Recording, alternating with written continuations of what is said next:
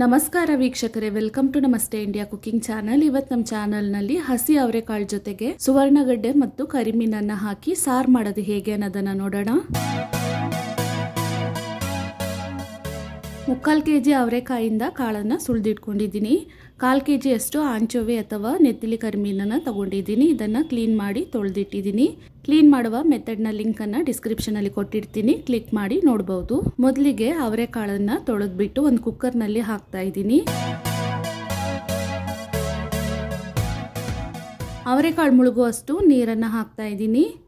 ಇದರಲ್ಲೇ 1/4 tea spoon ಅಷ್ಟು ಉಪ್ಪನ್ನು ಹಾಕಿ ಕುಕ್ಕರ್ನ ಮುಚ್ಚಳ ಮುಚ್ಚಿ ವಿಷಲ್ ಇಟ್ಟು ಕಾಳನ್ನು ಸಾಫ್ಟಾಗಿ ಬೇಯಿಸ್ಕೊಬೇಕು.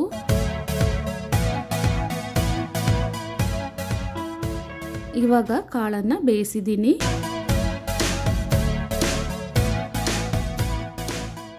ನೋಡಿ, ಈ ರೀತಿ ಸಾಫ್ಟಾಗಿ ಕಾಳನ್ನು ಬೇಯಿಸ್ಕೊಬೇಕು.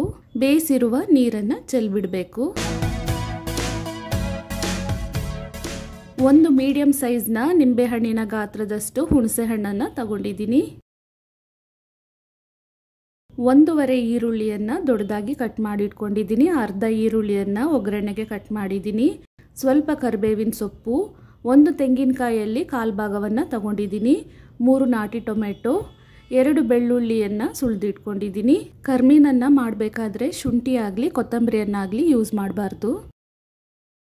ಅರ್ಧ kg ಸುವರ್ಣಗಡ್ಡೆಯನ್ನು ತಗೊಂಡಿದ್ದೀನಿ. ಇದ್ರ ಮೇಲಿರುವ ಸಿಪ್ಪೆಯನ್ನು ತೆಗೆದುಬಿಡಬೇಕು.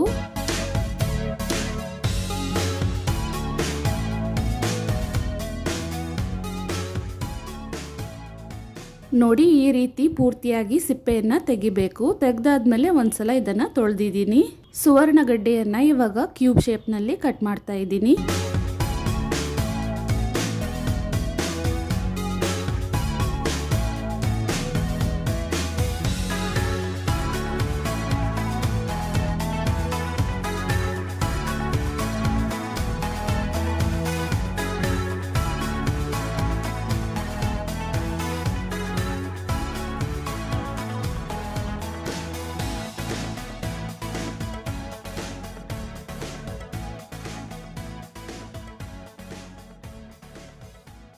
ಕಟ್ ಮಾಡಿರುವ ಸುವರ್ಣಗಡ್ಡೆಯನ್ನು ಒಂದು ನೀರಿನ ಪಾತ್ರೆಯಲ್ಲಿ ಹಾಕಿ ಹಾಗೆ ಇಡ್ತಾ ಇದ್ದೀನಿ.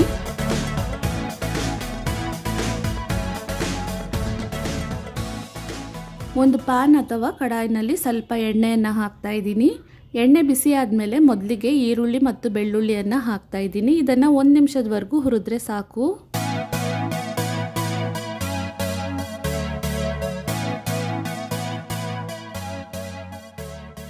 ಈರುಳ್ಳಿ ಮತ್ತು ಬೆಳ್ಳುಳ್ಳಿ ಫ್ರೈ ಆಗೋದ್ರೊಳಗೆ ಒಂದು ಮಿಕ್ಸಿ ಜಾರ್ನಲ್ಲಿ ತೆಂಗಿನಕಾಯಿ ಮತ್ತು ಹುಣಸೆ ಹಣ್ಣನ್ನು ಹಾಕಿ 1 ರೌಂಡ್ ಸುತ್ತಿಸ್ಕೊಳ್ತಾ ಇದ್ದೀನಿ. ಇವಾಗ ಟೊಮೆಟೊವನ್ನು ಹಾಕಿ ಇದನ್ನು ಸಹ 1 ನಿಮಿಷದವರೆಗೂ ಬಾಡಿಸ್ಕೊಬೇಕು.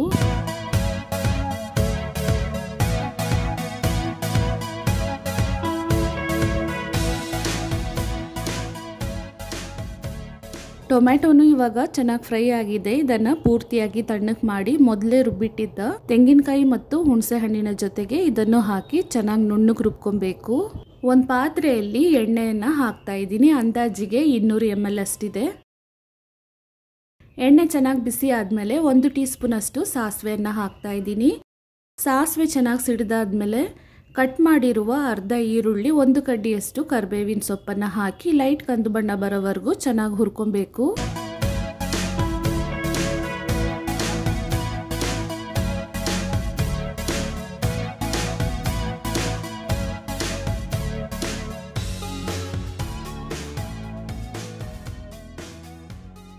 ಈರುಳ್ಳಿ ಇವಾಗ ಚೆನ್ನಾಗಿ ಫ್ರೈ ಆಗಿದೆ. ಕಟ್ ಮಾಡಿ ನೀರಿನಲ್ಲಿ ಹಾಕಿಟ್ಟಿದ್ದ ಸುವರ್ಣಗಡ್ಡೆಯನ್ನು ಹಾಕ್ತಾ ಇದ್ದೀನಿ.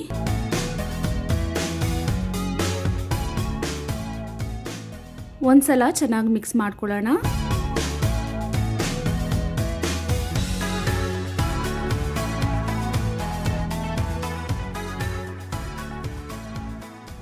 ಇದರಲ್ಲೇ ಇವಾಗ 1/4 ಟೀ ಸ್ಪೂನ್ ಅಷ್ಟು ಅರಿಶಿನದ ಪುಡಿ, 4 ಟೀ ಸ್ಪೂನ್ ಅಷ್ಟು ಅಚ್ಚ ಖಾರದ ಪುಡಿ ಮತ್ತು ಧನಿಯಾ ಪುಡಿಯ ಮಿಶ್ರಣವನ್ನು ಹಾಕ್ತಾ ಇದ್ದೀನಿ.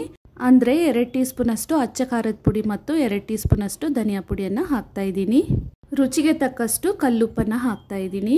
ಇದನ್ನು ಒಂದ್ಸಲ ಚೆನ್ನಾಗಿ ಮಿಕ್ಸ್ ಮಾಡ್ಕೊಬೇಕು.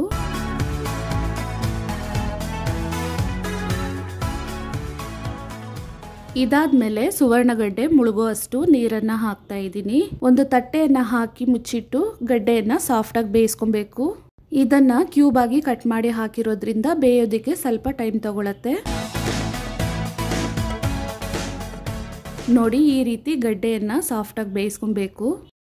ಇದಾದ್ಮೇಲೆ ಮೊದಲೇ ಬೇಯಿಸಿ ನೀರಿನಿಂದ ತೆಗೆದಿಟ್ಟಿದ್ದ ಅವರೆಕಾಳನ್ನ ಹಾಕ್ತಾ ಇದ್ದೀನಿ. ಇದ್ರ ಜೊತೆಗೇನೆ ರುಬ್ಬಿರುವ ಮಸಾಲೆಯನ್ನ ಹಾಕಿ ಸಾರಿಗೆ ತಕ್ಕಷ್ಟು ನೀರನ್ನ ಸೇರಿಸ್ತಾ ಇದ್ದೀನಿ.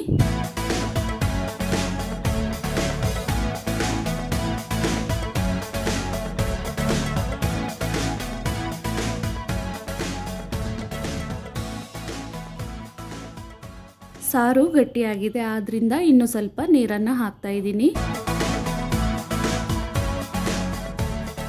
ಇವಾಗ ನೋಡಿ ಕರೆಕ್ಟ್ ಹದಕ್ಕಿದೆ.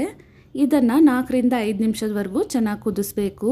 ತೆಂಗಿನಕಾಯಿ ಹುಣಸೆ ಹಣ್ಣನ್ನು ಹಸಿಯಾಗಿನೇ ರುಬ್ಬಿರೋದ್ರಿಂದ ಸ್ವಲ್ಪ ಹೊತ್ತು ಕುದಿಯಕ್ಕೆ ಬಿಡಬೇಕು. ಸುವರ್ಣಗಡ್ಡೆಯಲ್ಲಿ 2 ವಿಧವಾದ ಗಡ್ಡೆಗಳಿರುತ್ತೆ. ಒಂದು ಬೇಗನೆ ಬೆಂದ್ಬಿಡತ್ತೆ, ಇನ್ನೊಂದು ಸ್ವಲ್ಪ ಟೈಮ್ ತಗೊಳತ್ತೆ. ನೋಡಿ ಹದವಾಗಿ ಬೇಯಿಸ್ಕೊಬೇಕು. ಈ ಕರ್ಮೀನ್ ಸಾರಿಗೆ ಉಪ್ಪು ಹುಳಿ ಖಾರ ಎಲ್ಲ ಕರೆಕ್ಟ್ ಆಗಿರ್ಬೇಕು, ಆವಾಗಲೇ ರುಚಿ ಬರುತ್ತೆ. ಉಪ್ಪು ಖಾರ ಏನಾದರೂ ಕಡಿಮೆ ಅನ್ಸಿದ್ರೆ ಸಾರು ಕುದಿಬೇಕಾದ್ರೇನೆ ಮತ್ತೆ ಹಾಕೊಬಹುದು.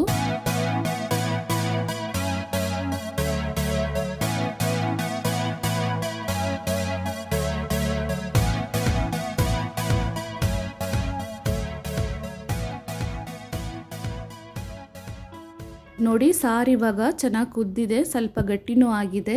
ಕ್ಲೀನ್ ಮಾಡಿ ತೊಳೆದಿಟ್ಟಿದ್ದ ಕರ್ಮೀನನ್ನು ಹಾಕ್ತಾ ಇದ್ದೀನಿ. ಹಾಕ್ಬಿಟ್ಟು ಇದನ್ನು 3ರಿಂದ 4 ನಿಮಿಷದವರೆಗೂ ಚೆನ್ನಾಗಿ ಬೇಯಿಸ್ಕೊಬೇಕು.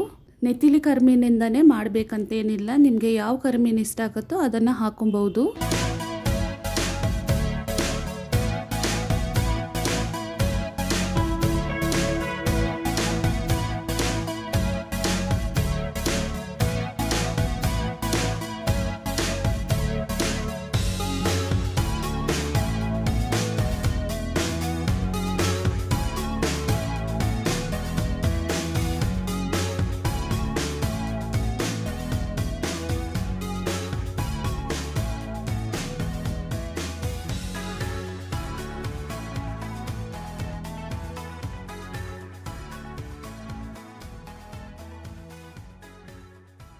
ಕರ್ಮೀನ್ ಇವಾಗ ಚೆನ್ನಾಗಿ ಬೆಂದಿದೆ, ಸಾರು ಕರೆಕ್ಟ್ ಹದಕ್ಕೆ ಬಂದಿದೆ. ಸ್ಟವನ್ನು ಆಫ್ ಮಾಡಿಬಿಡೋಣ.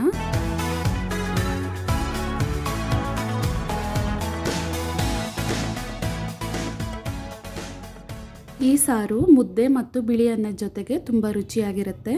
ಈ ಸಾರನ್ನು ಮಾರನೇ ದಿನಕ್ಕೆಲ್ಲ ಚೆನ್ನಾಗಿ ಬಿಸಿ ಮಾಡಿ ತಿಂದಾಗ ಇನ್ನೂ ರುಚಿಯಾಗಿರುತ್ತೆ. ವೀಕ್ಷಕರೇ, ಈ ರೆಸಿಪಿ ನಿಮಗೆ ಇಷ್ಟ ಆಗಿದ್ದರೆ ನಮ್ಮ ಚಾನಲನ್ನು ಲೈಕ್ ಮಾಡಿ, ಸಬ್ಸ್ಕ್ರೈಬ್ ಮಾಡೋದನ್ನು ಮರೆಯಬೇಡಿ. ಧನ್ಯವಾದಗಳು.